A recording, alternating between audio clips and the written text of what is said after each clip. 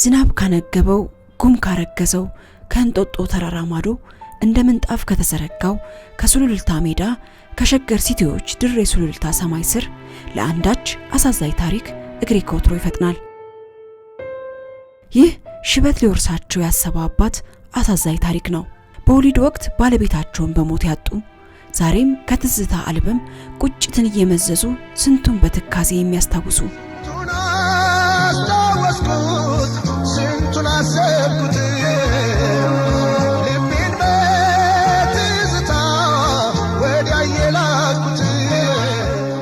በዚህ የተወለደችው ልጃቸው ኦቲስቲክ የሆነችባቸው ለሷ ሲሉ ከመንግስት ስራ የተሰናበቱ በመጦሪያ እድሜያቸው ልጃቸውን ተሸክመው የሚዞሩ የአንድ ጀግና አባት እንባ ነው ይህ። ወዲህ ደግሞ የቆንጂዮዋ ልጃቸው ኤልሻዳይ ታሪክ ሲሰማ ዘወትር ቤቱን በእንባ የሚያራጭ የሲቃ ድምጽ እንዲጎርቶ ያስተጋባል። ተሸክመን መሄድ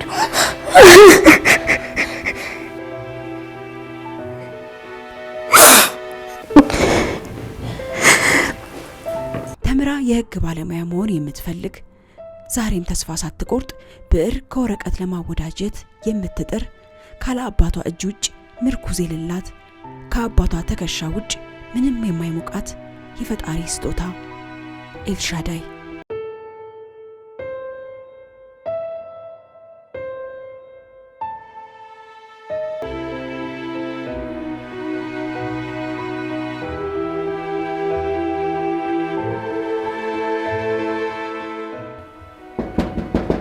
ጤናስጥልኝ ሰላም ነው? እንደምን አሉ?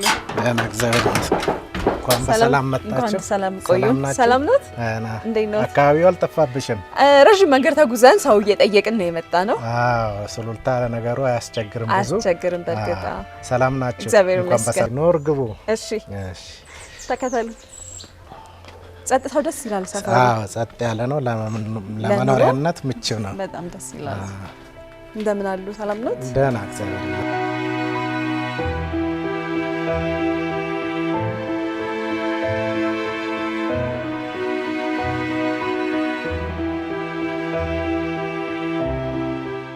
እሺ ሰላም፣ እንዴት ናችሁ? ሰላም ናችሁ? እንዴት ናችሁ? ሰላም። ኤልሻዳይ እንዴት ነሽ? ደህና ነሽ? ደህና ነሽ? ደህና ነሽ? ሰናይ ትባላለሁ። እሺ እሺ። እንዴት ናችሁ? ሰላም ሰላም ነው? እንደምን አላችሁ? ሰላም። እንዴት ነሽ? ደህና ነሽ? ደህና ነኝ። እንዴት ነሽ? ሰላም ነው? እንዴት ናችሁ? ቡናው እየተፈላ ነው የደረስኩት። ጥሩ ሰዓት ላይ ነው የመጣሁት። ሰላም ናችሁ?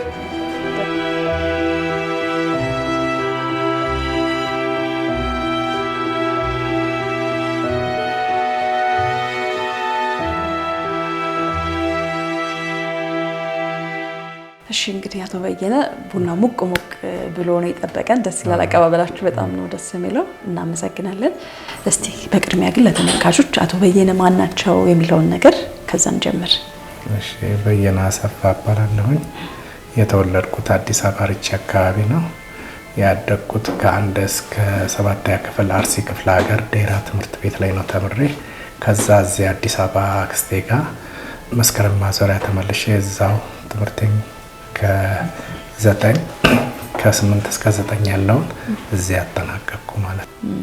የትዳር ህይወት ምን ይመስል ነበር? የትዳር ህይወት ከዛ በኋላ በዚሁ ስራ ላይ ያለው እዚሁ ሙከጡሪ አካባቢ ወደ ውስጥ ገባ ብሎ በስራ ተመድቤ ባለውበት ሰዓት ከነሱ እናት ጋር ፊልድ ላይ ተገናኘን። ታላቅየዋ አለች፣ አሁን ለትምህርት ሄዳ ነው። ከዛችን ስትወለድ ያው ጥቁር አንበሳ ነበር የተወለዱት ሁለቱም። እቺን ስትወልድ ያው በወሊድ አልተገናኙም። እሷን ወለደች፣ አረፈች። እሷ ማለት ነው በወሊድ ላይ ነው። እሷን እንደወለደች እሷ እዛው አረፈች።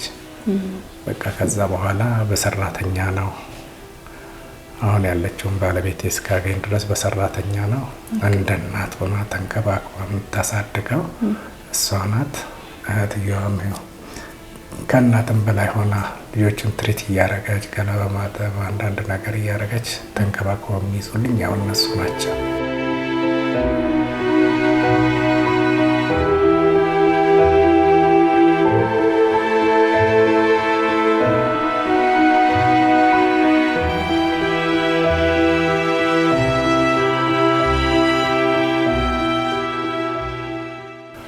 እንግዲህ እንደገለጹልኝ እናቷን ያጣችው ኤልሻዳይ ነው ስሟ። ኤልሻዳይ እናቷን ያጣችው በወሊድ ምክንያት ነው። ስለዚህ ከዛ በኋላ የነበረው ሂደት ጫናው እርሶ ጋር ነው ያረፈው።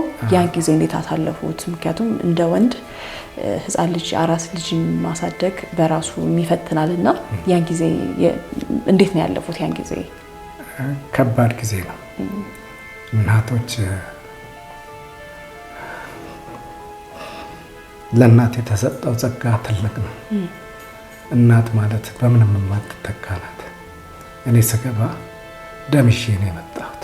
እንደተወለደች ይዤ መጣሁ። ወላጅ እናቴ የለችም። እሷን ይዤ መጣሁ። ገላ ማጠብ ምን ማለት መንከባከብ፣ ልጅቷን የመንከባከብ ስራ ያው ኃላፊነቱ እኔ ላይ ነው። ገላዋን ማጠብ፣ ዳይፐር መቀየር፣ ወተት ማፍላት፣ መስጠት በሙሉ በእኔ ላይ ነው። ይህን ሳረግ ከስራ ጋር ሴሪስታቸው የስታሲክስ የአምቦ ባልደረቦች በቃ ብዙ ነገር ከበር እያደረጉልኝ እዚሁ ልጆቼ ጋር እየተመደብኩ እንድሰራ እንደወጣ እንደገባ እያደረጉ ልጆቼን እንድንከባከባል እና በስራ በብዙ ነገር እየረዱ እነሱን ለማሳደግ በቃ ግን ይከብዳል። ልጅን ማሳደግ እጅግ በጣም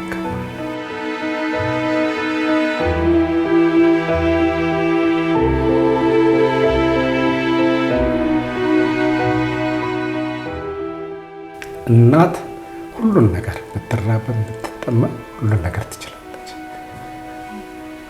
ለእኔ በጣም ከበደኝ። አህያ ሸክሟ አይከብዳትም ይባላል። የግድ ይህንን እነዚህ ልጆች ለመንከባከብና ለማሳደግ ብዙ መከራ አየሁ። ሰራተኛ ቀጥራለሁ፣ ጥለውኝ ይጠፋሉ። እኔ ወደ ስራ ሲሄድ ጀርባዋን ባሳያቸው በሽንት የተቃጠለው እዚህ መሬት ላይ አስተኝተው ዘግተውባቸው ይሄዳሉ። ትንሽ እፎ ያልኩ የአሁኗን ባለቤት ካገኘሁ በኋላ ነው በቃ ተረጋግቼ ወጥቼም እንድገባ ሰርቼም እንድመለስ እሷን ካገኘሁ ሙሉ ኃላፊነቱን በእሷ ላይ እና ያለ ሰው ይከብዳል። ልጅ ፈልጌ ነው። እውነት ነው። በጣም ቀላል አይደለም።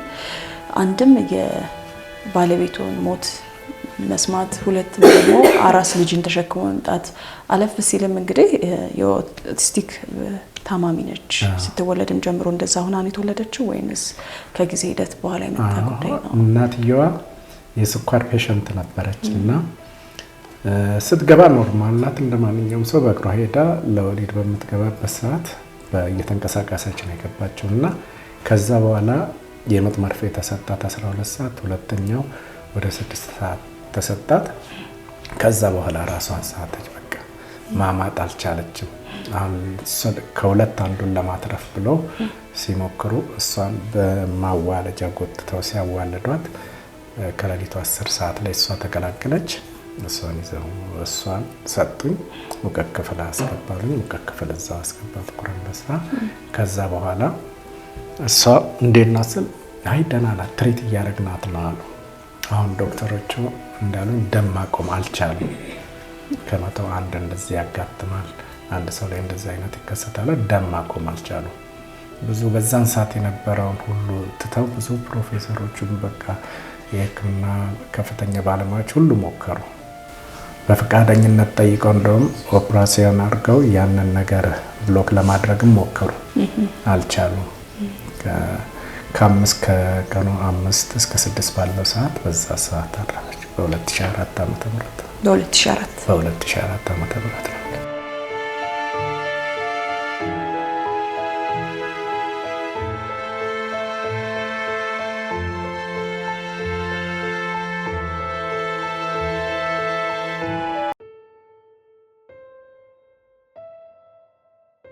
ምናልባት ምጧ በመጣበት ወቅት እንደዚህ ሊያጋጥም እንደሚችል ዶክተሮች ነግረውት ነበረ? ለሞት ሊያጋልጣት ይችላል የሚል መረጃ ነበሩት ወይንስ ከዛ በኋላ የተፈጠረ ድንገት የተፈጠረ ጉዳይ ነው ለሞት የዳረጋት? በፊት ከእርግዝና በፊትም ከመጀመሪያው ክትትሏን መዛ ጥቁር አንበሳ ነው። እዛው ክትትል እያደረገች ቅድሚያ ነው ከወር በፊት እዛ ሆስፒታል እንድትገባ ሁሉ ያደረግኳት። ለምን ሰው ስለሌለኝ ሌሊት ስኳሯ ይቀንሳል።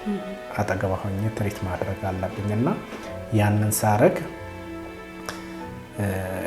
እኔ ወደ ስራ አዲስ አበባ ኢንተርሴንሳል የሚባል ስልጠና እየሰጠን ነበር የህዝብና ቤት ቆጠራ እንትን ለማለት።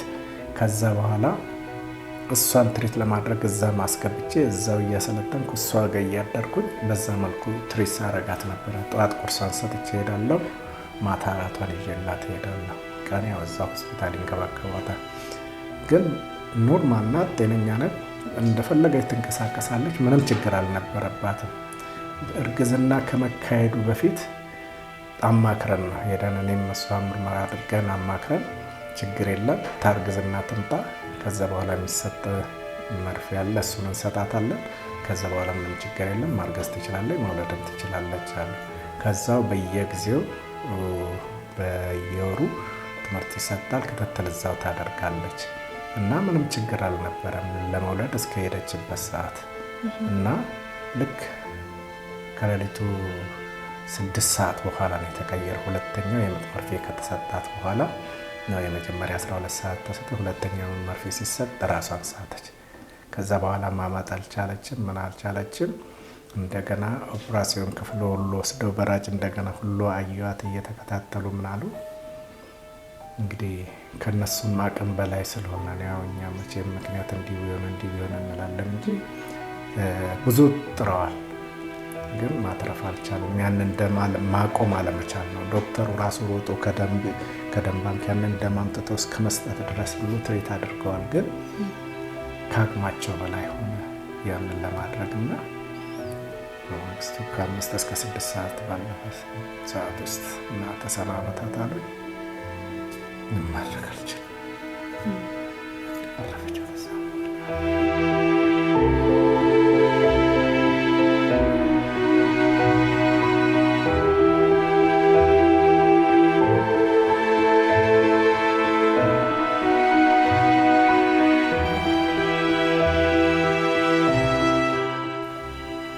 አሳዛኝ ነው። አሳዛኝ አጋጣሚ፣ አሳዛኝ ክስተት ነው። የልጅን እናት ሚስትን ማጣት የቤት ምሰሶ እንደመፍረስ ይቆጠራልና ደርሶ ቀላል ይሆናል ብዬ አላስብም። ያ ጊዜ ከባድ ጊዜ እንደሚሆን አምናለሁ። ከሱም ያለፈ ደግሞ ኤልሻዳይ ስትወለድ የኦቲስቲክ በሽተኛ ሆና ተጠቂ ሆና ነው የተወለደችው። በዛን ሰዓት ከእርግዝናው ጋር ተያይዞ የመጣ ችግር ነበር ወይስ ምንድን ነው? በዛን ሰዓት ልክ እሷ ስትወለድ በማዋለጃ እዚህ ጋር ያይዘው ያው እንትን ያሉት ነው እንጂ ስትወለድ ንጹህ ነው፣ ደህና ናት። በመሀልም ከዛ በኋላ እየተንቀሳቀሰች ሁሉ መሄድ በምትጀምርበት ሰዓት ትንሽ መቀመጫ ሰርቼላት ጨርቅ ላው ላይ ያሰር እዚህ ቤት ውስጥ ሲሚንቶ ላይ ምንጣፍ ሳይነጠፍ እየገፋች ስትሄድበት ነበረ። ያ መሄድ ምንም እንትን አላላትም። አሁን ከዛ በኋላ እንደዛ እየሄደች እያለ ፍርሃት አለ፣ ድንጋጤ አለ፣ አታስነቃም ራሷን። ያንን እንትን የመደንገጥ ነገር አሁንም ስቲልና ድረስ ያለ ሰው ባስነጠሰም ቁጥር የመደንገጥ አሁንም አለባት እና ያ ድንጋጤ የተያዘችበት ጊዜ ሐኪሞችን ሳማክር የነርቭ ኬዝ ነው። እሱም የመጣው ለማዋለድ ጎትቶ እንትን ባለው ሰዓት ነው።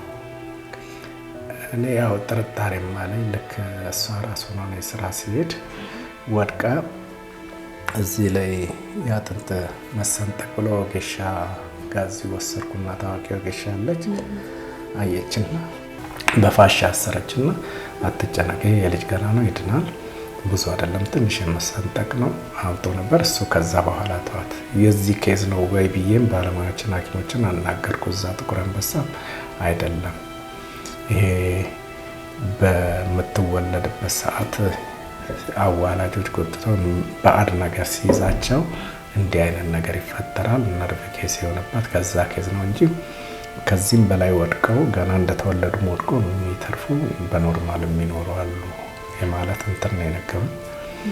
እና ከሱ እንግዲህ መሄድ ስትጀምር ደህና ነበረች። ከዛ በኋላ ሾክ እያደረገች መጣች። እኔም ሰራተኛ ነበረ። ሲሄድ እየዘጉባቸው ያው ቴንሽን እያደረጉ እየጮሁባቸው በቃ እያሳቀቋቸው ቤት ዘግተውባቸው ሁሉ ይሄዳሉ እና ከተኛችበት ጡጦ ሞልተው ጥለዋት ይሄዳሉ። እኔ ከዛ በኋላ ነው ጎረቤት ሰው አይቶ ነገረኝ። ከዛ ሌላ ሰራተኛ ቀጠርኩኝ፣ እንደገና ቀየርኩ። ያው ሰራተኛ እንደምታውቁት ነው አይቀመጥም። እንዲህ አይነት ከባድ ሕፃን ልጅ በምታሳድጊበት ሰዓት በጣም ከባድ ፈተና ነው። ያን ሁሉ ተቋቁመን ትሄድልኛለች ብዬ እኔ በጣም አሻታለሁ፣ አጥባታለሁ። በየጊዜው ባጠብኳት ሰዓት አሽቼ ምን ብዬ ሰውነቷን እንዲንቀሳቀስ አድርጌ ቶሎ እንድትነሳልኝ ጉጉት ነበር። ያን ሞከርኩ፣ ግን አልታደልኩም። እስካሁን ከኔ ጋር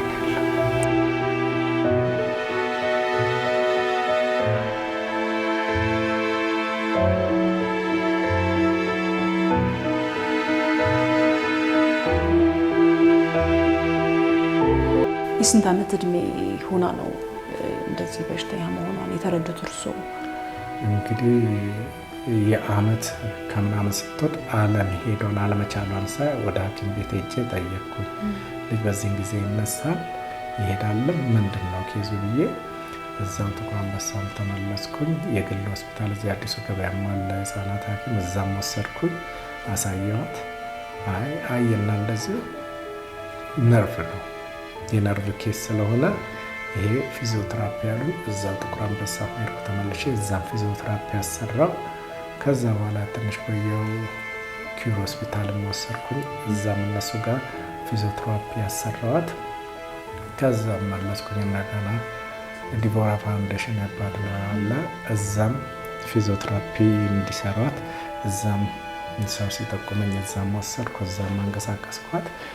እንግዲህ ያወቅኩት በአመት ከምናምንም ላይ ማለት ነው። ልጅ ቆሞ መሄድ በሚጀምርበት ሰዓት ለምን አልሄደችም ብዬ ሌላ ሰውነቷ ጠንካራ ነው፣ አይምሮዋም ብሩህ ነው፣ ምንም ችግር የለበት። አሁን ትልቅ ሰው የዘነጋውን ሁሉ ታስታውስሻለሽ። አሁን ዕቃ ብታስቀምጪ ብትይ እዚህ ውስጥ ያደረጉትን ሁሉ ቢረሱ ራሱ ጠርተው እዚህ ጋር ረስታችኋል ብሎ ታስታውሳል። ሌላ ችግር የለባት።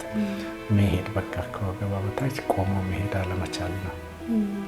ይሄ ነው ያለባት ችግር። እንግዲህ እናቷን በወሊድ ያጣች፣ ከዛ ሀዘን፣ ለእርሶም ሀዘን ከባድ ሀዘን ነው። የእናትየዋ መሞት ሀዘን ላይ ያሉ የእርሷ ደግሞ እንደዚህ ቆሞ አለመሄድ እርሶ ላይ የፈጠረው የስነ ልቦና ጫና ምን ይመስል ነበረ እና ያን ስሜትስ እንዴት አስተናገዱት? እሱ ከባድ ነው። እኔ ምን ኃጢአት ሰርቼ ነው እናቷን ከማጣቴ እንደገና ደግሞ ልጄ ቆሞ አለመሄድ ምን የሰራሁት በደል ቢኖር ነው ብዬ ያው ሁልጊዜ ዘውትር ወደ ቤተ ክርስቲያን እየሄድኩ እያለቀስኩ እየጸለይኩ እንዲምርልኝ እሞክራለሁ፣ ጸልያለሁ፣ አለቅሳለሁ። ግን ያው እንግዲህ እግዚአብሔር ካልፈቀደ ምንም ማድረግ አይቻልም እንጂ በጣም በጣም ውስጤ ስቲል ነው ጌታዬ ሆይ እኔ ያጠፋሁትን ሁሉ ይቅር በለኝ። ሳላውቅ አውቅም ልበድልም ላሳዝንም እችላለሁ፣ ግን እቺ ልጅ በእኔ ኃጢአት ልትጠየቅ አይገባም፣ እባክህ እሱ አማርልኝ እያልኩኝ ዘውትር ጸልያለሁ፣ አለቅሳለሁኝ። እና ያው እንግዲህ እግዚአብሔርን እየጠበቅኩ ነው። አሁንም በተጨማሪ በሕክምናም ብዙ አቅሜ ውስን ስለሆነ ወስጄ ብዙ ቦታ ማሳከም አልቻልኩም። እነሱም ብዙ ቦታ በተለይ ባለቤት ጸበል ሁሉ በዚህ ወደ አዳማም አምቦም እነሱ ወስደው እዛ ሁሉ ትሪስ ያደርጓል ነበር። ጸበል ቦታ ላይ ሁሉ ለወር ከምናምን እዛው እየቆዩ እንድትድን ካለን ጉጉት ብዙ ትሪስ ያደርጓት ነበር።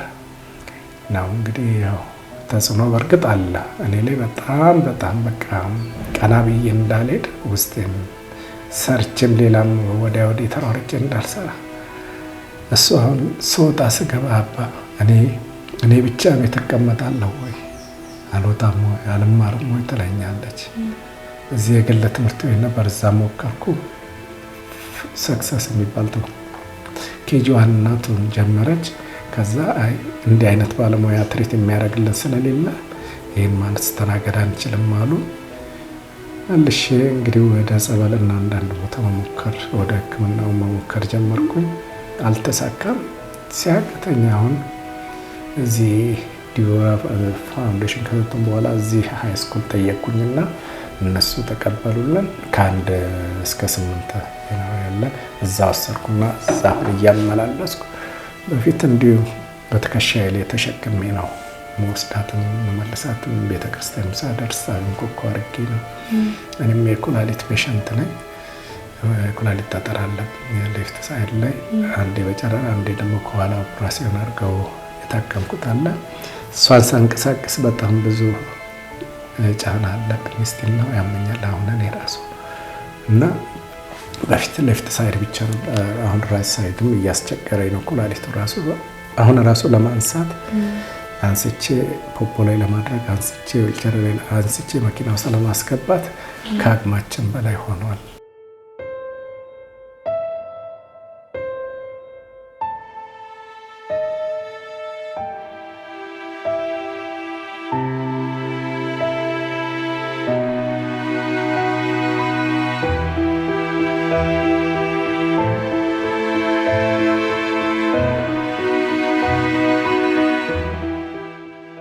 ከባድ ነው። እኔ ብዙ ተጽዕኖ አለው። በእርግጥ የተሰጠሽን ልጅ እንግዲህ የግድ እሷ አልፋለች። ኃላፊነቱ ያው በእኔ ላይ ነው። ያው እኔም ደግሞ የምችለው ህይወቴ እስካለ ድረስ የምችለውን ለሷ ብዬ መኖር ስላለብኝ ማድረግ ያለብኝን ሁሉ እያረኩላት ነው በአቅሜ በምችለው። ከአቅሜ በላይ የሆኑ ነገሮች ብዙ አሉ። እንግዲህ እሱን ከእግዚአብሔር ጋር ነገሮችን እንዲስተካከሉልኝ እያሰብኩኝ ነው ማለት ነው። እንግዲህ ስራ ላይ እንደነበሩ ነግረውኛል። ስራና እሷን ማሳደግ ምን ይመስል ነበረ? ከስራው ጋር እንዴት ነበር የሚያመቻቹት? ለሰራተኛ ትተው እንደሚሄዱ ነግረውኛል። ልጅ ያለች በራስነቷ ግን እሱ ምን ያው የሰው ልጅ እንደራስ አይሆንምና የሚፈጥረው ችግር ጫና ሊኖር ይችላል። ስለዚህ ያን ጊዜ እንዴት ነው ያለፉት? ከስራው ጋር እንዴት ነበር ያመቻቹ የነበረው? በስራው ላይ የፈጠረበት ተጽዕኖ ምን ነበረ? አሁን ብዙውን ጊዜ ያው አምቦ ነው ቢሮአችን። ብራንቹ አምቦ ነው ያለው። ሄድ ኦፊሱ እዚህ ፒያሳ ነው ያለውና ሁልጊዜ ክረምት ላይ ስልጠና ይሰጣል አምቦ ላይ። በዛን ሰዓት ያው ለሰራተኛ ነው ትቼ የሚሄደው። እዛ ትቼ ሲሄድ እንግዲህ ምንም ማድረግ አልችልም። ሌላ ሰው የሚንከባከብ የለም። ከዛ በኋላ እግዚአብሔር መልካም ፈቃዱ ሆነና ከሷ ጋር ከተገናኘ በኋላ በጣም ነው እሷ የምትወዳቸው። ከኔ በላይ እነሱን ነው የምትወደው። ስቲል ነው እኔ ራሴ ይገርመኛልና ለነሱ ያላት ፍቅር እንዲህ በቃል የምገልጸው አይደለም። በጣም ነው የምትወዳቸው። እኔ ነው እነሱን ነው ማጣት አንተ ሂድ እኔ እነሱ ይሻሉኛል እስከ ማለት ደረጃ ነው። እና በጣም ትሪተር እንስሷን ካገኘው በኋላ ልጆቹን በጥሩ ሁኔታ እየተንከባከበች እነሱንም በቃ ገላዋንም እያጠቡ ጸጉሯንም እየሰሩ የሚንከባከቧት እነሱ ናቸው። በዚህ ጊዜ ምንም ተጽዕኖ አልፈጠረብኝ። ግን አሁን ለነሱም ከበደች። አሁን ባለቤቴም ትንሽ ወገቧን ታማ አሁን በወጌሻ ታሽታ ነው ያለችው እና ከባድ ነገር ስታነሳ ይሄና ቦአ የሚሉት ነገር አለ። እንደዛ አይነት ህመም እየተሰማት ማንሳት አንስቶ ፖፖ ላይ ማድረግ አሁን ትሳቀቃለች። እኔ ከዚህ የሆነ ቦታ ሄዳለሁ ግን በቃ በጣም ነው የምትሳቀቀው። ለምን ፖፖ ስትፈልግ ፖፖ ላይ ለማድረግ ለማውጣት ስትፈልግ እንዲሁ ለማንቀሳቀስ እንትን ለማለት የግድ እኔ መኖር አለብኝና ይሄ በጣም ተጽዕኖ ፈጥሮብኛል በእኔም በሷም ላይ። ለምን እኔም ማጣት አትፈልግም። ብታጣኝ ደግሞ አውጥቶ ውጪ ለማድረግ አውጥቶ ፖፖ ላይ ለማድረግ እነሱ ከአቅማቸው በላይ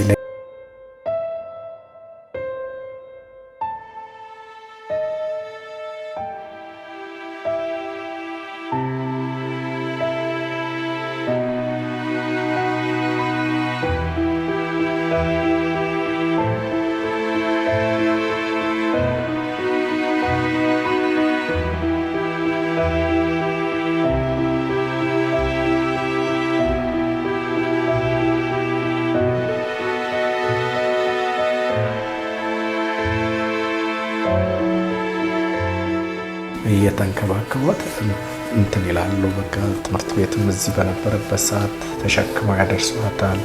ከዛም ይዘዋት ይመጣሉ። በብዙ ነገር እነሱ ትሪት ያደርጓት ነበረ።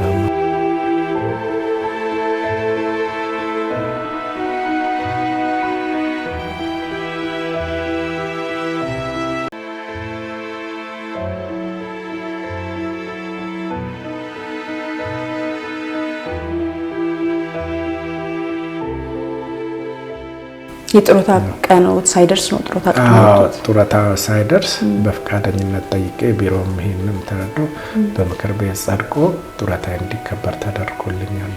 እሷን ለማሳደግ ለሷ ቅርብ ለመሆን ለሷ ቅርቦኛ ይሄው አሁን እሷን ትምህርት ቤት ማድረስ እኔ ነኝ፣ ከትምህርት ቤት ማመጣት እኔ ነኝ።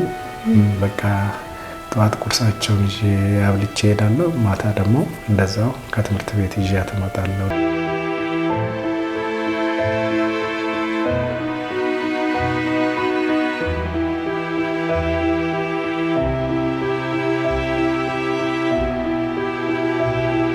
አሁን እድሜዋ ስንት ነው ኤልሻዳይ? አሁን እድሜዋ 13 ዓመት ግንቦት 24 ታጠናቅቃለች። በዚህ እድሜዋ እንግዲህ ልጅ እድሜው በየጨመረ በሄደ ቁጥር ፊዚካሉም ሰውነቱም እየጎለመሰ ክብደቱም እየጨመረ ይሄዳል። እርስዎ ደግሞ የእርስዎም እድሜ እንደዛው እየጨመረ እንደነገሩኝ ደግሞ የኩላሊት በሽተኛም የኩላሊት ጠጠር እንዳለበት ከዚህ በፊትም ቀዶ ሕክምና አድርገው እንደነበረ ነግረውኛል። እንደዛም ሆኖ ግን ኤልሻዳይ ትምህርት ቤት እያንዳንዱ እንቅስቃሴዋን እርስዎ በትከሻው ተሸክመው እንደሚያንቀሳቅሷት ነግረውኛልና ይሄን ነገር በእርስዎ ላይ ያመጣው ያለው ተጽዕኖ ምን ይመስላል? የጤናም ችግር ተያይዞ ካሉበት በሽታ ላይ እንግዲህ የእድሜ መጨመር አለ፣ የእሷም የሰውነት ክብደት መጨመር አለ። እንዴት ነው እየቻሉት ያለው? እሱ ከባድ ያልሆነበት? ከባድ ነው መቼም ሰው ሲደርስበት ነው የሚያውቀውና እኔ ብዙ እንዲህ አክብጃው ላይ በሰው ላይ ግን እንደ ሰው ታዝኛለሽ። አሁን በእኔ ላይ ደርሶ እችን ልጅ ማንሳት ማስቀመጥ እንደገና ቀላል አድርጌ ነው ማየውን። እሷን በዚህ ፊዚካል ሳይ እንደፈለግኩ አንስቼ የፈለገችበት ቦታ ማድረግ እንደምችል ነበር፣ ግን ከአቅም በላይ ነው። አሁን ስታነሺ ልብሽን የሚወጋሻል። በፊት አንስቼ ብድግ አድርጌ አንገቴ ላይ አድርጌ ትከሻ ላይ አድርጌ እንኮኮ ተሸክሚያት ሁሉ የፈለገች ቦታ አድርሼ እመልሳለሁ። ቤተክርስቲያንም ንግስ ሲሆን እዛ ንግስ እንደዛው ተሸክሜ ሄደን ንግሰን እንመለሳለን። አሁን ግን በጣም ከበደኝ።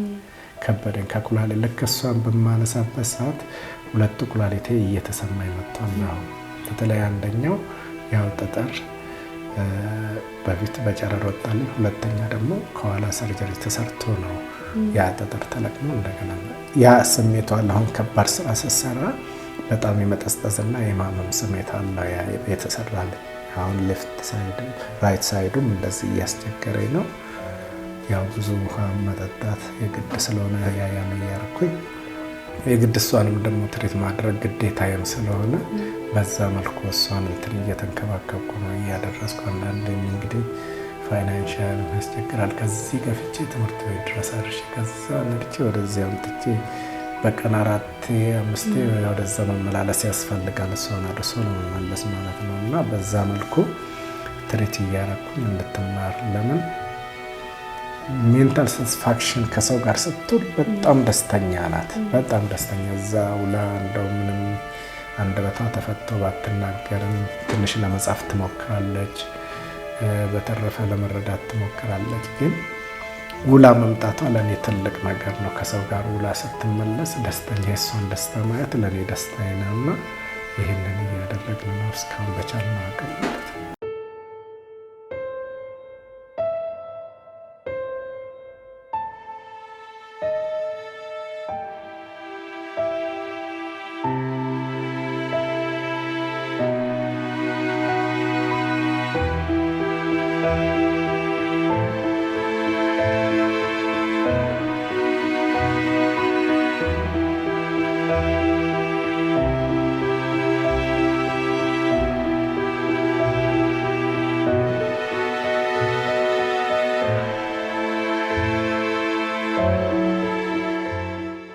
አሁን እንግዲህ እንደነገሩ ስራ አቁመዋል። ስራ እየሰሩ አይደለም።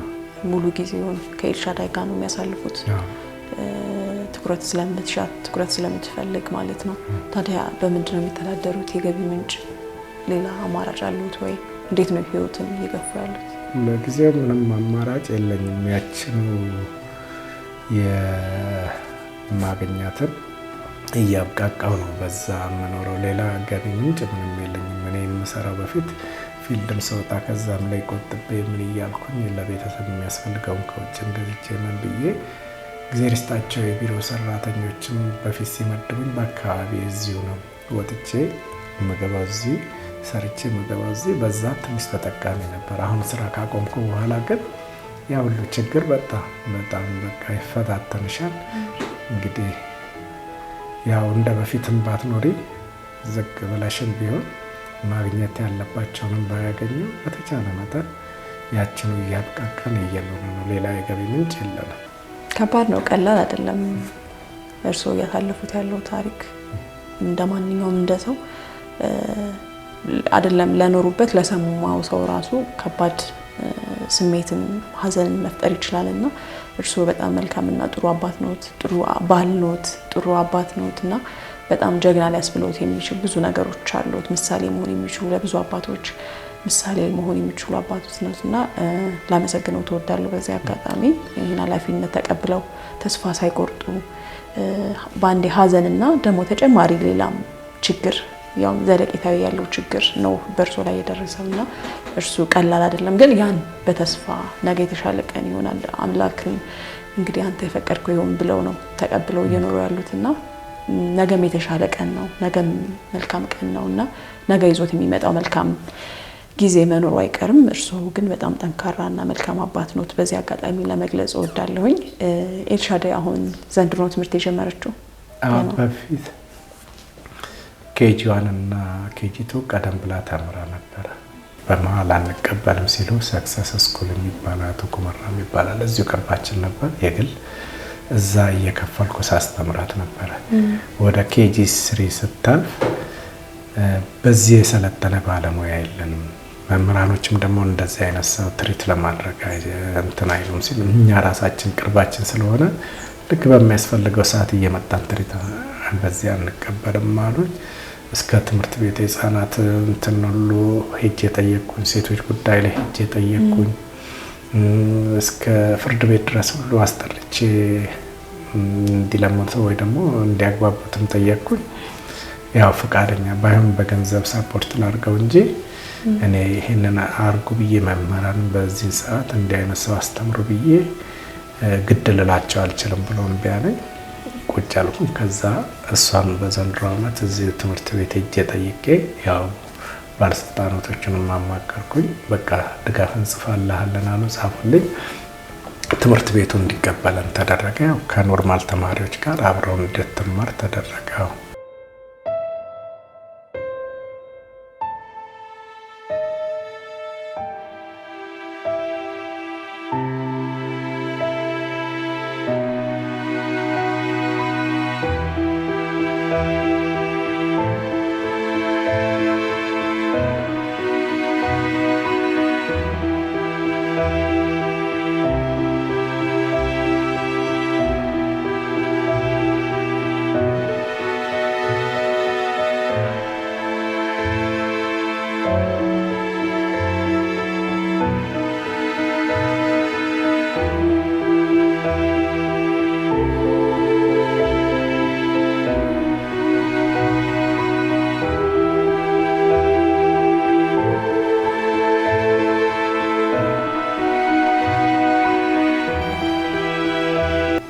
የኔ ልጅ የተሻለች ናት ስላለሁኝ በአጋጣሚ እና ደህና ናቸው እነዛ። አንደኛው ትንሽ ትናገራለች፣ አንደኛው እጇ አይሰማም።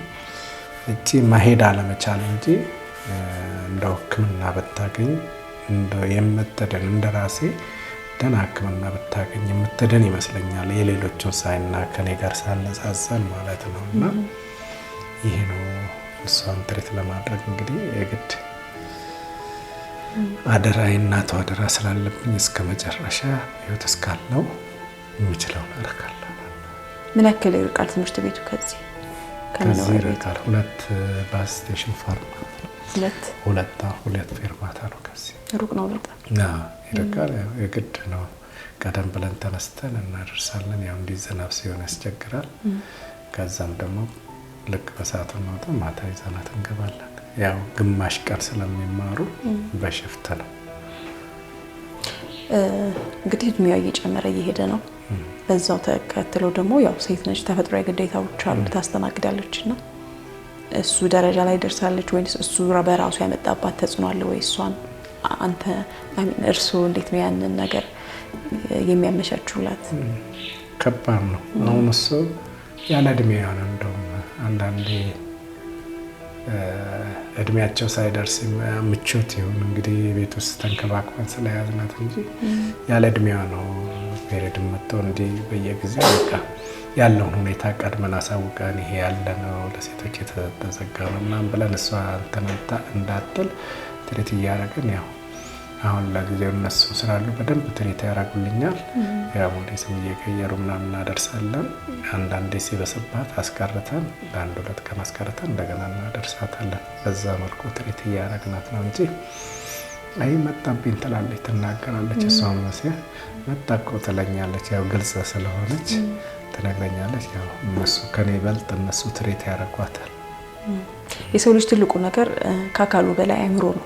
አእምሮ ሰላምና ጤነኛ ከሆነ ነገሮችን መጋፈጥ መቋቋም ይችላል ብዬ አስባለሁና እርስዎ ደግሞ ለኤልሻዳይ አእምሮዋ ላይ በደንብ እየሰሩ ያሉ ይመስለኛልና እሱ ነገር ሞር እሷን በደንብ ይጠቅማታል፣ ያንጻታል፣ ለነገ ህይወቷም የተሻለ ነገር መፍጠር እንድትችል ይረዳታል ብዬ አስባለሁ።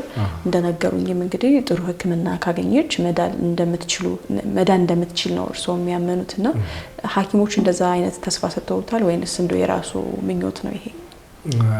ይሄ የራሴ ምኞት ነው። በእርግጥ በሀገራችን ያለው ጥቁር አንበሳ ነውና እዛ መጀመሪያም ቤተሰብም ስላሉ በፊት የነበሩ እዛም ሰሩ ትሪት ሙሉ ሲቲ ስካን ሁሉ ሌላ ምንም ችግር እንደሌለባት ከነርቭ ሌላ ምንም ችግር እንደሌለባት ነው። ነርቭን ደግሞ ማዳን እንደማይቻል በሀገር ውስጥ የነርቭ ሕክምና ማዳን እንደማይቻል ብዙ ነርቭ ነው። ለዚህ ደግሞ ፊዚዮቴራፒ ነው። ኩሪ ሆስፒታልም ስሄድ ብዙ ጊዜ ተመላለስኩ። እሷም ባለቤቴም እኔም ሄደን ሞከርን። በግልም ወጌሻ ብዙ ቦታ ወሰድን። እንደው በጣም የሚዘገንን እንደው የማይመከር ወጌሻ አለ። በእግራቸው ሁሉ እየሄዱ የሚያሹ ማማጆሮ የሚሏቸው ወደዚህ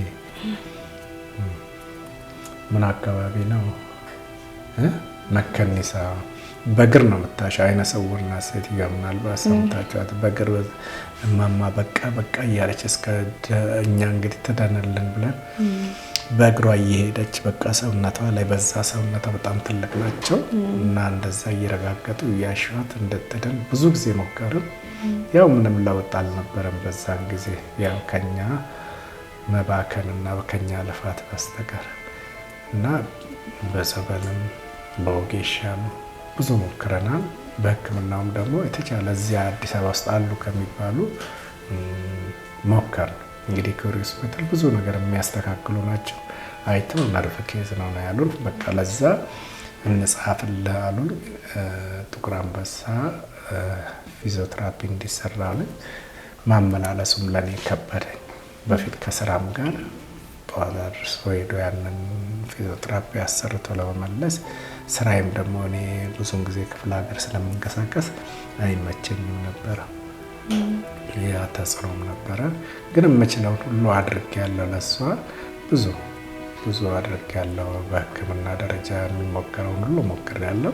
የግልም እንዲህ መጀመሪያም ህጻናት እዚህ አዲሱ ገበያ ያለ ሄዳየ እንዲሁ አይቶ ነው ሌላ እንደውም ቀርቦ ምናምን ነርቭ ኬዝ ነው ይሄንን ማከም አንችልም ነው ያሉኝ።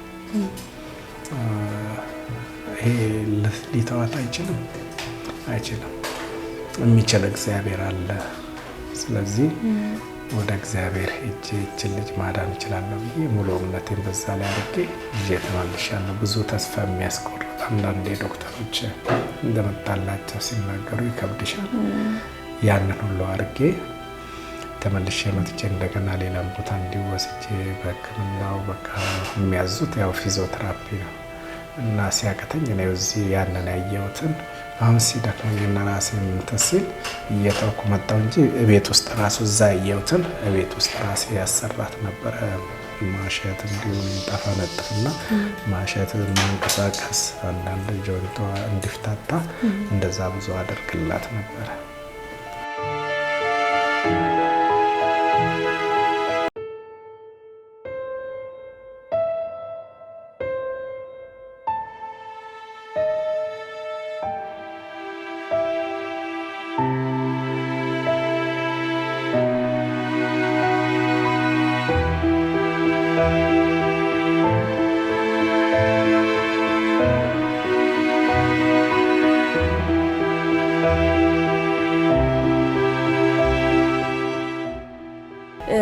ኤልሻዳይ ትምህርት ቤት በምትሆንበት ወቅት የሚያስቸግራት ነገር ምንድን ነው? እንግዲህ እንግዲህ ያው ልዩ ትኩረት ትፈልጋለች ነው ስላሰብኩ ነው። ትኩረት ያስፈልጋታል። አሁን ግማሽ ሽፍት ስለሆነ በጣም ትጠነቀቃለች፣ ያው ትጨናነቃለች። ቶሎ ብዬ ሄጄ ይዣት መጥቼ ቀጥታ ቤት ነው እዚህ መታ ነው ምሽነው። እስከዛ ሰዓት ድረስ ሽንቷን የመያዝ እንትን አለ። እዛ በዚህ መልኩ ትሪት የሚያደርጉ ባለሙያ ስለሌለ ማለት ነው ያ ነገር አለ። ቅርብ ቢሆን በሻይ ሰዓት ሄዶ ያንን እገዛ ሊደረግላት ይችላል። ትንሽ ወደ ታች ራቅ ያለ ስለሆነ ያው ጠዋት እዚህ ታጣቅማ ትሄዳለች። ስትመጣ ነው ተመልሳ ያው የምትጸዳዳውና ያ ነገር አንድ ተጽዕኖ ያለው ያ ነው። ያው ሽንት መቋጠር በራሱ የሚያመጣው ሌላ የጤና ችግር አለ። ከዛ አንፃር ነው የፈለኩት። ምናልባት ለብዙ ሰዓት ኢንፌክሽንም ሊይዛት ይችላል ግን ትሸማቀቅ ሰው ቤት ራሱ ከሄደች ሽንትም ሰገራም ሳታቅ ነው የምትመለሰው። በቃ ያው ግልጽ ሆና እንደዚህ ቤትሪትና እዚህ ካልሆነ ሌላ ቦታ ላይ ትንሽ ትጨናነቃለች እና ከዛ አንፃር ነው አንዳንዴ እዛው ግቢ ወስዳትና ይዞሻል ብዬ እዛው ወደ ጓሮ ወስጄ ሽንቷን ቢያንስ ሽንቷን ሸንታ እንድትመጣ አድርጋታለሁ። ስለዚህ የዚህ ነገር አለመመቻቸት ተጽዕኖ አለ። ስለዚህ ሁሌም እርስዎ አጠገቧ መኖር ግድ ይላል ማለት ነው። ከዛ አንፃር ነው ያሳዝናል። በጣም መማር እንደምትፈልግ ነው የገለጸችኝ አይደል? ከትምህርት ቤት መቅረት አትፈልግም አይደለ? ዛሬ ራሱ ይሄንን አሳምናት ነው እንጂ ሰዓት ከመቼ ደረሰ ነው የምትለው። ከልጆቹ ጋር የምታሳልፈው ጊዜ በራሱ ከልጆች ጋር የምታሳልፈው ልዩ ደስታ በጣም ነው የሚወዷት። ሁሉም ተራ በተራ እየሳማ ስትገባ ምን ስትል በቃ ትሪት ነው የሚያደርጓት ሁሉም። እኔም ባልደርስ ወስደው ምግብ ቤት አድርሰው እዛ ሻይ ቡና ብላ በቃ ራሳቸው አድርሰው እኔ ካልደረስኩ እንኳን እዛን ያህል ትሪት ያደርጓት። እርስ በርስ ህጻናቶች ናቸው፣ እዛን ያህል ትሪት ያደርጓቸዋል። የእሷም እድሜ መጨመር አለ። እድሜ መጨመሩ ደግሞ በእርስዎ ላይ የሚያመጣው የጤና ችግር አለ። እንደነገሩኝ ተሸክመው ነው የሚንቀሳቀሱት። የትኛውንም እንቅስቃሴ ከእርሷ ጋር ነው ብዙ ጊዜንም እያሳለፉ ያሉት። ስራም እየሰሩ እንዳልሆነ ነግረውኛል። የገቢ ምንጭም የለውትም። ለዚህ ደግሞ እንግዲህ የኢትዮጵያ ሕዝብ የሆነ መፍትሄ ይኖራል ብዬ አስባለሁ እና እርስዎ ምን አይነት መልእክት ያስተላልፋሉ? በዚህ አጋጣሚ መቼም ከባድ ነው። አሁንም ምለው ምናልባት ይህንን በአጋጣሚ የሚሰሙ ወንድሞቼ፣ እህቶቼ፣ አባቶቼ፣ እናቶቼን በሙሉ የሚቻላቸው አቅማቸው የፈቀደ እየሰራው ይህችንም ልጅ እንደው ላስተምርና ልንከባከብበት በህይወት እስካለው ድረስ የምንቀሳቀስበት እንደው በአነስተኛ እንደው እቺ ባለ 4 እግር ባጃጅ እንኳን የምገዛበትን ወይ በብድር የሚመቻችልኝ ነገር ቢሆን ያንን አድርጌ ትምህርት ቤት አድርሼ እኔም እየሰራሁበት ኑሮዬንም እንድመራ የሚደግፈኝ መልካም የሆነ ኢትዮጵያ ሕዝብ እንዲረዳኝ እንዲያግዘኝ ከጎኔ እንዲቆም ነው ምኞቴ።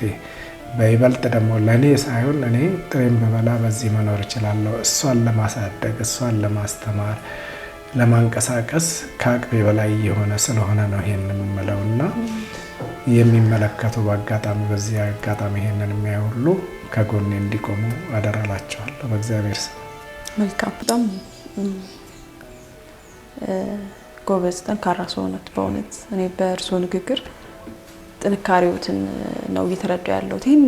ይህን ያክል ጫና ተሸክመው አሁንም ተስፋው አለ በንግግሩ ውስጥ እረዳለሁ። ተስፋ አለዎት፣ እንደምትድንም ልቦ ያምናል፣ ልቦት ያምናልና የልቦውን መሻት ደግሞ ፈጣሪ ይፈጽሙልዎት ምኞቴ ነው።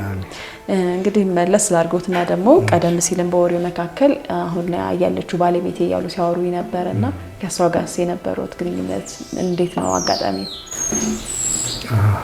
እሱ የእግዚአብሔር ስራ ነው። ያው ሁሌ ክርስቲያን ይጸልያል።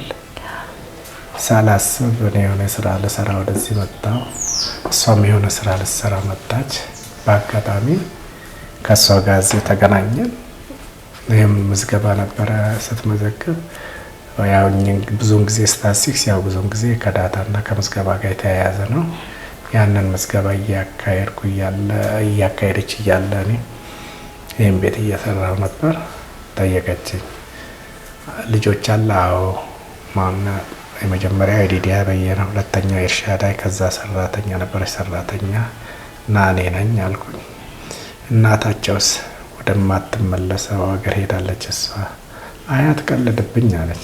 እሷ ወደማትመለስበት ሀገር ሄዳለሁ። ግን በዚሁ አጋጣሚ እስቲ ስትመዘግቢ ሴተላጤ ያላገባች ሴተላጤ አይተሻል ወይ መዝግበሻል ወይ ምናምን ብያ የራሴንም ሪሰርች እየሰራሁ ነበረና ስላት ጊዜ እሱ አይጠፋም እሰጥሃለሁ አለች።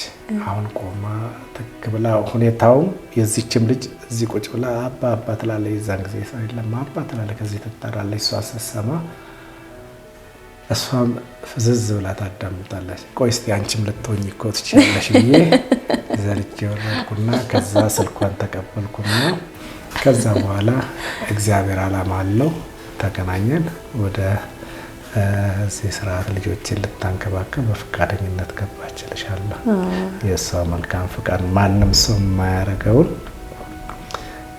የኔ ቤተሰቦች ሊጠይቁኝ ትሪት ሊያደርጉልኝ ያልቻሉትን እሷ በዚህ አጋጣሚ ላመሰግናት እወዳለሁ። እሷ ነች ተቀብላ ልጆችን ተንከባክባ ይዛኝ። እኔ አንድ እህት አለችኝ፣ ያው በህይወት ያለችው እህት፣ ሌሎቹ በህይወት የሉም።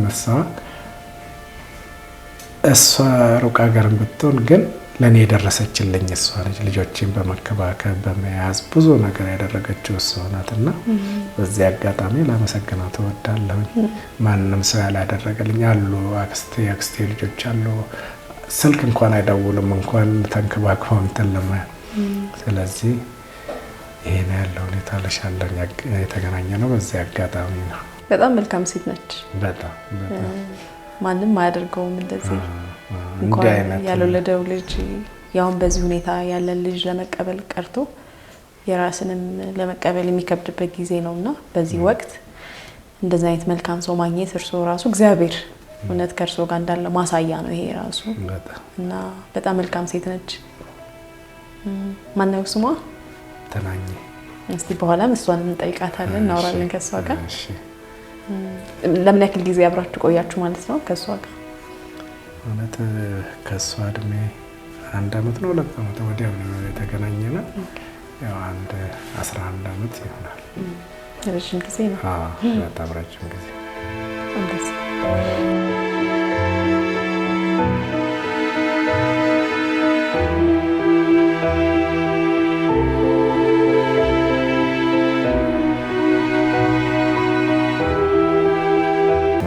እንግዲህ ሰብሰብ ብለው ነው የጠበቁን። ስመጣ ስገባ ወደ ቤት እነማን ናቸው እስቲ ያስተዋውቁን።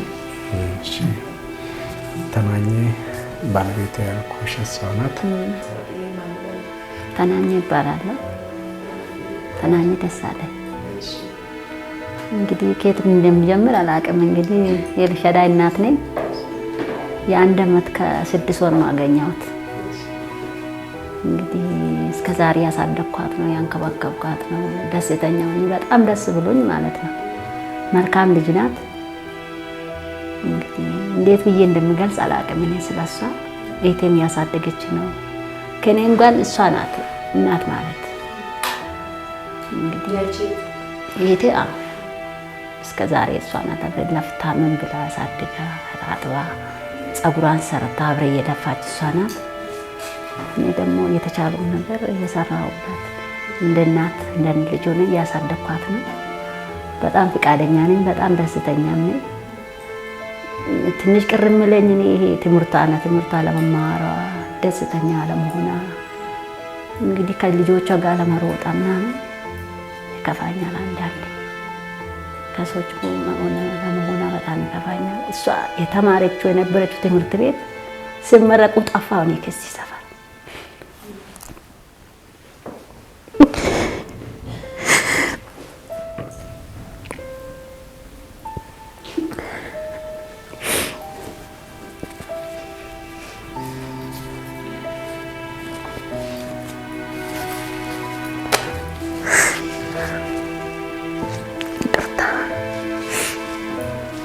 ለምን ተሸክም ሳልወልድ እናቴ ያለች እሷ ናት። እንደ ልጄ ነው ማያት። መወለድ ቋንቋ ነው ለኔ እንጃ። ልጄ በጣም ነው የምወዳት። መኖር እስከማልችል ድረስ እሷን አጥቼ አንድ ቀን እንኳን መኖር አልችልም። እውነቴን ነው የምልሽ። አባቴ ጋር 1 ዓመት ከምናምን ነው ሳልሄድ የቀረሁት። ለሰራተኛ ትቻለድ አንድ ነገር ቢያረጉላት እቺ ልጅ ምን ትሆናለች እያልኩ ያሰብ አንድ ቀን በቀሮጥ እንደ ሰው ማለመጫወታ ውስጤ እየጎዳው ማለት ነው። ለምን የሰው ልጅ እንደዚህ ትሆናለች እስከሚባል ድረስ እኔ ግን አንድች ቀን የሰው ልጅ ብዬ አላቅም። እሱ እንደው ሰው ሲጠይቅ የማናት ምን ሆና ነው ሲሉ ወልጄ ነው ድንገት ወርቃ ነው ብዬ ነው የምገልጸው እንጂ አንድ ቀን የኔ አይደለች ብዬ አላቅም። አንድች ቀን አይመጣልኝም ሲጀመር ማለት ነው። ግን የተመረቁ ቀን ግን በጣም ከፋኝ። እምቢ ያሉት ትምህርት ቤት ማለት ነው። ጠፋው ከዚህ ሰፈር ደህና ብትሆን ትመረቅ ነበር ወይም ደግሞ አለዚህ መሆን ደህና ቦታ ብትወለድ ኑሮ ትማር ነበር። በጣም ጭንቅላት ያለ ልጅ ናት። ጥሩ ቦታ መድረስ የምትችል ናት። ምን ትሆናለሽ ሲባል ራሱ ሐኪም ነው የሚሆነው እንዴት ሰዎች ነው ማሳከም እስከምትል ያሉት። ግን እሱ የፈቀደ ነው ሁሉም ነገር። ሁሉም ፈጣሪ መልካም ነው። የነገ ደግሞ ተስፋ እሱ ያውቃል። ትድን ይሆናል። ብዙ ገዳሞች ይቻላል። ብዙ ቦታ ተንከራትቻለሁ እሷ ልጅ ግን አለመዳን ደግሞ የሱ ፍቃድ ነው። ምንም ማድረግ አልችልም። እንግዲህ ይሄ ነው መረጻ አልችልም።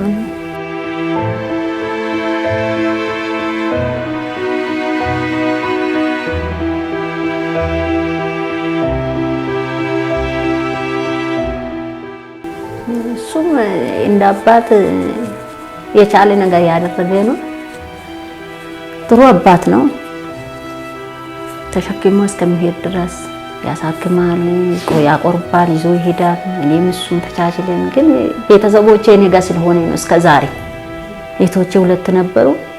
ተራ በተራ አንድ ቀን ሰዓት ከፋት እስከዛሬ እነሱ ስላሉ ነው። እኔ የአሁኑ አይደለም የወደፊቱ ምን ትሆናለች? ሴት ልጅ ናት። ዘክተሽ መሄዳችልን መሄድ እንደዚህ በእጅ እንኳን መሄድ አትፈልግም። እሷ ቆሻሻ እንደምነካት እንኳን አትፈልግም። ዘክተሽ ለመሄድ የሆነ ቦታ ለመሄድ ግን ተጽዕኖ አለው። ጥሩ ሰፈር ሆኖ ነው እንጂ ስንት ነገር ያየን ነው በሚዲያም በምንም በምን። እኔ የዛሬ እስከዛሬ ሆናለች የነገ እኔ አሁን ሁሌ የምንጨቃጨቅ እንደለምን ወደ ሚዲያ ነገር ለሆነ ቦታ ለምን አትሄድም? እቺ ጋር መዳን አለበት የቻለ ነገር ለምን ዝም ትላለህ ብዬ ሁሌ አልተሳካልኝ። እንዴት እንደሚሄዱም ስለማላቅ ነው እንጂ እኔ ወደፊቱ ነው ህይወት የሚያሳስበኝ። እስከዛሬ ኖራለች እነሱም ስላለ እኔም ስላለኝ እኔ አሁን 5 ኪሎ በላይ አታነሺ ተብዬ ነው ወገቤ ማለት ነው። ግን እሱ የደለ ጊዜ ሽንት ስትል ዝም አትይም፣ ካካ ስትል ዝም አትይም፣ ታነሻለሽ። እሱ ጊዜ ያመመኝ ነው። ግን የወደፊቱ ህይወታ ነው እኔ አሁን ያዛዝነኛል። እንግዲህ ኢትዮጵያ ከዚህ በላይ ማረጋሉ፣ ከዚህ በላይ ማይረዳሉ። እነሱ አዛዝነው ያኔ መፍትሄ ከተገኘ እሱ ነው የሚጠየቀው ነው እውነት።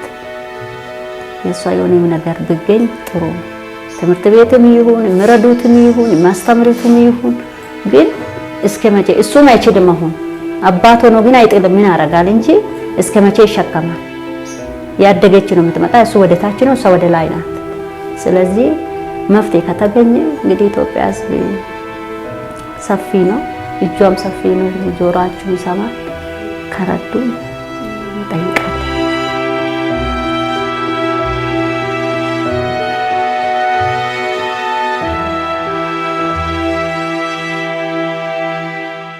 ስሜ ኩማ ጉዱማ እባላለሁ። የአቶ በየና ጓደኛ ነኝ። ለ30 ዓመታት ያው አብሬን ነበር። ምንም እንደዚህ እንክብካቤ እየሰጠ ማንም ይሄንን እንደዚህ እኔ ቢሆን እንደዚህ ማድረግ አልችልም። በጣም ጎበዝ ጀግና ሰው ነው። እንደው እግዚአብሔር እንግዲህ ሰው ልጅ እንግዲህ በብዙ ነገር ይፈታተናል። ፈተናውን ሁሉ ችሎ እስከዛሬ ያው የኖረ ሰው ነው።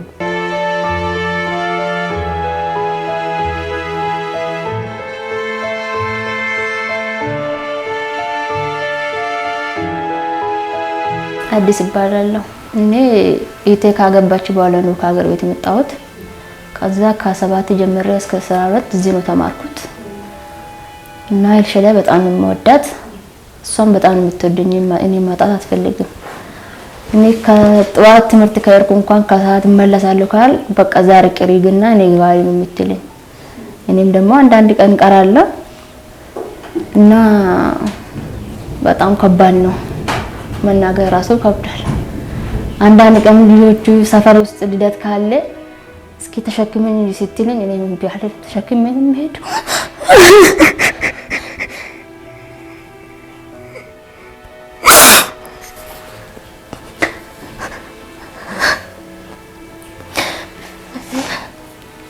እና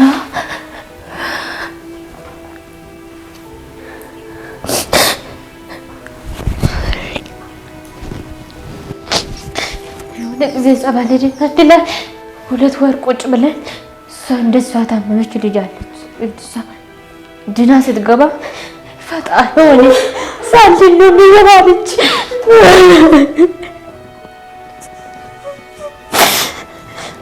እና ተስፋ ሳንቆርጥ ቁጭ ብለን በቃ ሰው ሻንጭ ቀርት ድናለች ስንል እሷ ሳድን ስንገባ በቃ እኔ ከዚህ በኋላ ጸበል የሚባል ነገር አልሄድም አለች።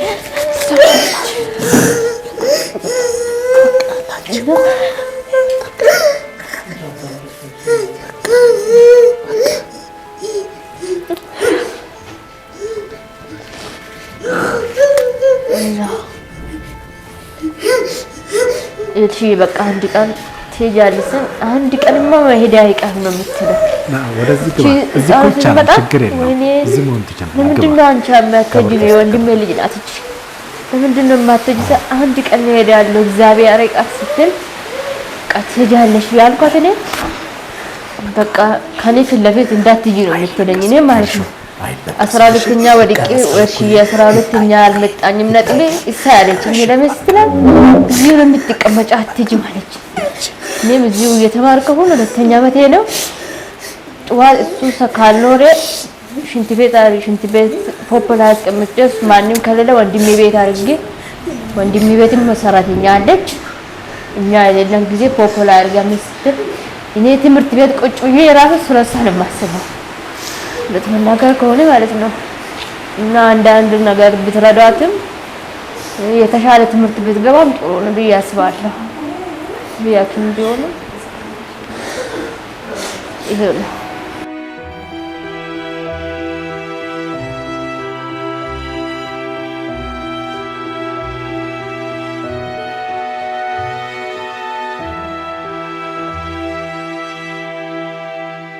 እመቤት እባላለሁ። አመሰግናለሁ እዚህ ድረስ ስለመጣችሁ። እንግዲህ መታችኋልና እግዚአብሔር ደግሞ ነገሮችን ቀይሮ በደስታ የምንገናኝ ፈጣሪ የዛሬ እመቤቴ ማርያም ታድርግ። ከቤት አሁን ነግሮኝ ስመጣ ብቻዬን ታክሲ አጥቼ በባጃጅ ነው የመጣው። ባጃጅ ውስጥ ብቻዬን አወራለሁ። አጠገቤ የተቀመጠ ሰው ምን ሆነሽ ነው ለብቻሽ የምታወሪ ይለኛል። ምን አለበት በቃ አሁን የመጡት እሷን ሕክምና ወስዶ ኤልሽዬ የምትሄድ ቢሆን እንደው ማርያምዬ እንደው እንድንመሰክር አንቺ እርጅን እያልኩኝ ብቻዬን እያወራሁኝ ነው። የሚገርምሽ ማለት ሰው አጠገቤ ያለው ራሱ አልመሰለኝም። ሁሌ በልቤ አባቷን ፈርቼ ነው እንጂ እንደዛ በቃ ለምን ሚዲያ ላይ አትወጣም ልል አስባለሁ። ደግሞ ፈራለሁ እሱን ደግሞ ሚዲያ ላይ ወጣ አሁንም እናንተ የምማጸነው እናንተ በቃ እንድታሳክሟት ብቻ ነው። ኢትዮጵያ ሕዝብ ምስኪን ነው ያደርጋል። አሳክሟት እቺ ልጅ። አባቷም ያሳዝናል፣ በእውነት ያሳዝናል። እኛ የወንድሜ የእህቴ ባል ሳይሆን ወንድማችን ጥሩ ቤተሰባችን በቃ እንደዛ ነውና አደራ እንላለን ለእናንተ ማለት ነው። አደራ እንላለን ለኢትዮጵያ ሕዝብ። አመሰግናለሁ።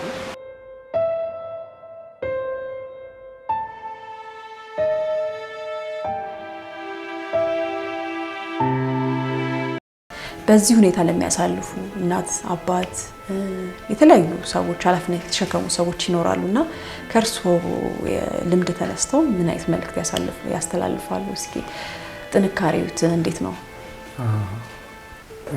እኔ ከመጀመሪያው ጀምሮ እንድቻ አይነት ልጅ ሰጥቶኝ ደግሞ መሄድ ባለመቻላ አላፈርኩበትም። ሰው አንዳንዱ ወደ ውጭ የማያወጣም ይደብቃል። ይሄ ቁጣ ነው ምን ብሎ እኔ እንደውም በትከሻ የተሸከመ ይዤ እየሄድኩ ቤተክርስቲያን ወስጄ እያቆረብኩ አንዳንድ ቦታ ወስጄ እያዝናናው እያጫወትኳት ደስ የሚል ቦታ እየወሰድኩ በአቅሜ የሚፈቅደው ራሷ እንድትዝናና። ለምን እንዲህ ከመሆኗን በላይ ደግሞ ቤት ቁጭ ብላ ራሷ ጭንቅላቷን እንዳይጎዳ መልካም በቃ እገዛ አደረገ። ቢያቅተኝ እዚሁ አካባቢ ወስጄ ሻይ ቦታ ቁጭ ብለን ተጫውተን እንደገና መልሼ ይዣት እመጣለሁ። ሌሎችም ምናልባት እንደኔ የተጎዱ ወንድም እህቶቼ ያላቸውን ልጆች በቤት ባይደብቁና ወጣ አድርገው ለነሱ ከነሱ ከዚህ ወጥተው በኖርማል አካል ከሚማረው ሰው በላይ ሆኖ ነገ ለነሱም ለሀገርም ጠቃሚ የሚሆኑ ሊወጡ ስለሚችሉ ወደ ፊት ለፊት አውጥተው ቢያስተምሯቸው እገዛ እንዲያገኙ ቢያደርጉ የተሻለ ነው እላለሁ። መልካም እንግዲህ የነበረን ቆይታ አጠር ባለመልኩ የህይወት ውጣ ውረዱን አጫውቶኛል። አሳዛኝ እናም ደግሞ የእርሶንም ጥንካሬ ያየሁበት የተረዳሁበት መልካም አባት መሆኑን ያየሁበት ነውና ለብዙ ኢትዮጵያውያን ምሳሌ መሆን የሚችሉ አባት ነዎት። እናትም አባትም ሆነው ያሳደጉ ያሉ ጀግና አባት ነዎትና በዚህ አጋጣሚ ላመሰግነው እወዳለሁ። አመሰግናለሁ። እናንተ ይህንን ተረድታችሁ ይህንን ያደረገችልኝን የስራ ባልደረባ የነበረች በረከት እሷ ይህንን አጋጣሚ ተጻጽፋ እናንተ መታችሁ እዚህ ቦታ ድረስ መታችሁ እንድትጠይቁልኝ ስላመቻቸች በእግዚአብሔር ስም እሷንም እናንተንም አመሰግናለሁ። እግዚአብሔር ይስጥልኝ እላለሁ። ለወደፊትም እግዚአብሔር መልካሙን ያሰማን እላለሁ። አሜን አሜን። መልካም ያሰማን። እንግዲህ የልቦትን መሻት ፈጣሪ ይፈጽምልዎት ነው። አመሰግናለሁ ለሰጡን ጊዜ። ማነው ስምሽ? ማነው ስምሽ? ኤልሻዳይ። ኤልሻዳይ ማን? ኤልሻዳይ በዩ። በዩ ነው ብላ የምትጠራ? በዩ ነው የምትይው? አባ ነው በዩ ነው የምትይው? አባ። ስንተኛ ክፍል ነሽ አሁን? አንድ። ምንድን ነው የምትፈልጊው? መማር። መማር ነው የምትፈልጊው? ምን ያስፈልግሻል? ሕክምና። እሺ ትድኛለሽ። እሺ እሺ። ከዛ የምትፈልጊውን ትምህርት መማር ትችያለሽ። እሺ።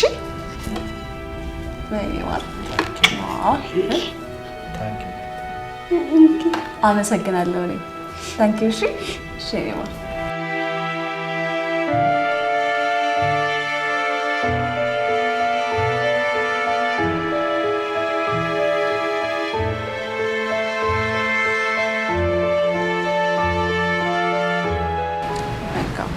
አይ በጣም ደስ ይላል። ነገ የተሻለ ላይ ደረጃ ደርሳ እንደምናያት ተስፋ እናደርጋለን።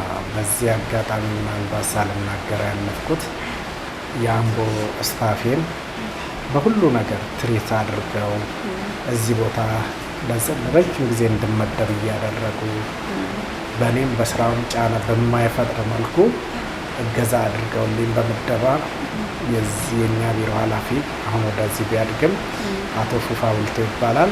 ሌሎችም የስራ ባልደረቦች አብረው ያሉት ላመሰግናቸው እወዳለሁ። በጣም በጣም ለረጅም ጊዜ እዚህ ቦታ በአካባቢ ተመድቤ ስራም ሳይበደል ልጄንም ቤቴንም ትሪት አድርጌ እንድኖር ስላደረጉልኝ ላመሰግናቸው እወዳለሁ። በተጨማሪ አካባቢ ጎረቤቶቼ አይዞ ብሎ በሞራልም በምንም አይዞ ይህም ቀን ያልፋል እያሉ ከጎኔ ለሆኑት ሁሉ ምስጋናዬን በእግዚአብሔር ስም አቀርባለሁ። ይህን ለማለት ነው። እኛም እናመሰግናለን ለሰጡን ጊዜ። እግዚአብሔር ያክብር። በጣም አመሰግናለሁ። እናንተም ከዛ እዚህ ድረስ ስለፍታችሁ መጥታችሁ ይህን ነገር ከሰሚ ጆሮ ለማድረስ ስላሰባችሁ እግዚአብሔር ስጣችሁ፣ እድሜያችሁን እንጀራችሁን ከፍ ያድርግላችሁ እላለሁ። እናመሰግናለን። እንግዲህ ተመልካቾቼ የዛሬው የዜና ብለን ከአቶ በየነ ጋር የነበረን ቆይታ እንደተከታተላችሁትን ይመስል ነበረ። እንግዲህ አቶ በየነ የልጃቸውን እናት በወሊድ ምክንያት በማጣታቸው ምክንያት እንግዲህ የተወለደችውም ልጅ የነርቭ ችግር አጋጥሟት መንቀሳቀስም ሆነ ምንም አይነት እንቅስቃሴ ማድረግና ሀሳቧ እንደፈለገች መግለጽ የማትችል ልጅ ሆናለች። እንግዲህ እድሜዋ ወደ 13ቱ እየተጠጋ ይገኛል። በዚህ ሁኔታ እንግዲህ አቶ በየነ ይህን ያክል ዓመት የትም ሳይርቁ ስራቸውንም አቁመው ልጃቸውን በማሳደግ ሂደት ላይ ተጠምደውና ከባድ ህይወት ውጣ ውረድን እያሳለፉ ይገኛሉ። ከዚህ በኋላ ደግሞ ላለው ነገራቸው የተሻለ ነገር ማግኘት ይፈልጋሉ። ለእሳቸውም ሆነ ለልጃቸው ለኤልሻዳይ እንግዲህ የኢትዮጵያ ሕዝብ ሁሌም እጃችሁን ለመልካም ነገር ትዘረጋላችሁና ለዚች ታዳጊ ሕፃን መማር ትፈልጋለች። እንደ ልቧ እንደ ልጆች እንደ ኩዮቿ መቦረቅን ትሻለችና የተለመደውን የእርዳታ እጃችሁን እንድዘረጉላት በዚሁ አጋጣሚ ለመግለጽ እወዳለሁ። የዚህ ሳምንት የዚህ ቤት ጀግና ፕሮግራሜ ይህን ይመስል ነበረ። ሳምንት በሌላ እንግዳ እንገናኛለን። እስከ ሳምንት ቸር ቆዩን። ቻው።